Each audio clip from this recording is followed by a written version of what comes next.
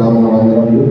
మరి ముఖ్యంగా ఈ యొక్క కమిటీని ఏర్పరిచే ఉద్దేశం మనం ఎదుర్కొనడానికి ప్రాముఖ్యంగా ప్రాంతీయంలోను, రాష్ట్రంలోను, కేంద్రంలోను దళిత క్రైస్తవులకు జరుగుతున్న అన్యాయాలను మనం ముందుకు సాగిస్తాం, ముందుకు వెళ్దామని మీరు కూడా వచ్చి మీరు జయప్రదం చేసుకున్నందుకు మీకు కూడా మా యొక్క శుభాభివందనాలు తెలియజేస్తూ ఉంటున్నాం.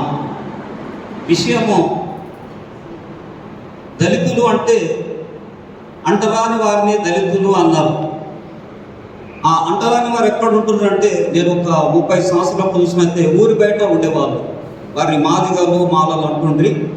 వారికి కొన్ని ఉపకులాలు ఉంటున్నాయి. వారికి చదువుకోవటానికి అవకాశం లేదు, గుడికి పోవటానికి అవకాశం లేదు, ఊరిలో తిరగాలంటే అవకాశం లేదు. వారిని పశువుల కంటే నీచంగా, హీనంగా ఈ సమాజం చూసింది, ప్రభుత్వాలు చూసి ఉంటున్నాయి. వారు దళిత జాతిలో పుట్టడమే తప్ప లేకుంటే నేరమా?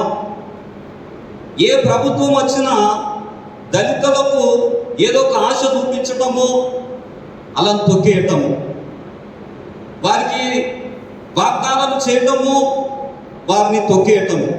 మనం ఇంతవరకు చూస్తూ ఇక్కడికి వచ్చాం. మనకు గుడికి పోదామంటే అవకాశం లేదు, బడికి పోదామంటే అవకాశం లేదు, దవాఖానకు పోదామంటే అవకాశం లేదు. కాబట్టి మరి అప్పుడు బ్రిటిష్ వారు ఈ లోకంలో ఉన్నప్పుడు దాదాపు 200 సంవత్సరాలు పరిపాలించారు. మరి దేవుని కృప అనుకుందాం, అంబేద్కర్ దయ అనుకుందాం.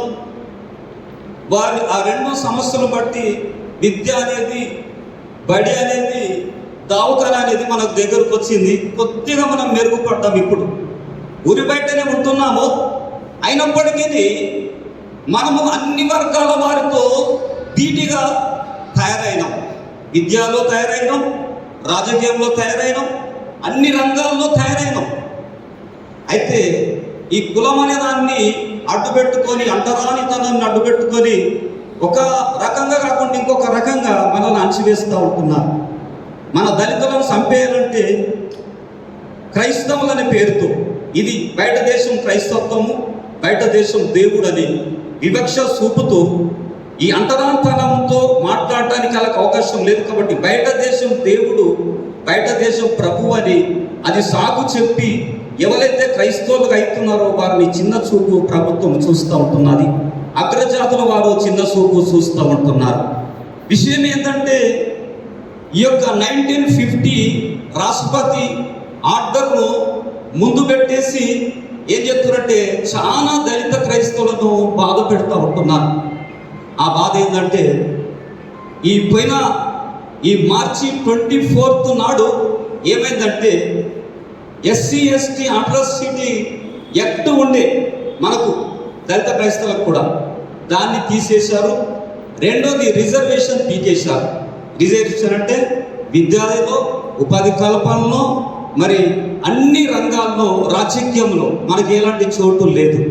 అంటే విషయం ఏంటంటే, మనం పాకిస్తాన్ నుంచో, లేకుంటే ఇజ్రాయెల్ దేశం నుంచో, లేకుంటే అమెరికా నుంచో బతుకచ్చిన వారిలాగా, వలసగచ్చిన వారిలాగా మనం భావిస్తున్నారు. మనం ఈ దేశంలో పుట్టినాం, మనం భారతీయులం, మనం భారతదేశ పౌరులం, మనకు హక్కు ఉంది. మన హక్కు ప్రకారము మనం పోరాడితే పోయేదేమి లేదు, పోరాడితే మనకు వచ్చేస్తాయి. ఇంతకు ముందు ఈ 1950 ఆర్డర్ ఏమున్నదంటే, హిందూ మతమును వదిలి ఏ మతంలో పోయినా ఈ యొక్క రిజర్వేషన్ కట్ అవుతుందని మొదటి రాష్ట్రపతి రాజేంద్ర ప్రసాద్ గారి ద్వారా ఆర్డినెన్స్ తీశారు. అది కేవలము ఒక 6 నెలలు మాత్రమే పనిచేస్తుంది. ఎందుకంటే అది చట్టం చేయలేరు, పార్లమెంట్లో చట్టం చేయలేరు, రాజ్యసభలో చట్టం చేయలేరు, ఏ నివేదికలు లేవు, దాని గురించి పోరాడినోడు ఎవరు లేరు. అయినప్పటికీ దాన్ని ఏం చేసినట్టే అడ్డు పెట్టుకొని ఈ యొక్క మార్చి 24 నాడు మనం తొక్కేసిందండి.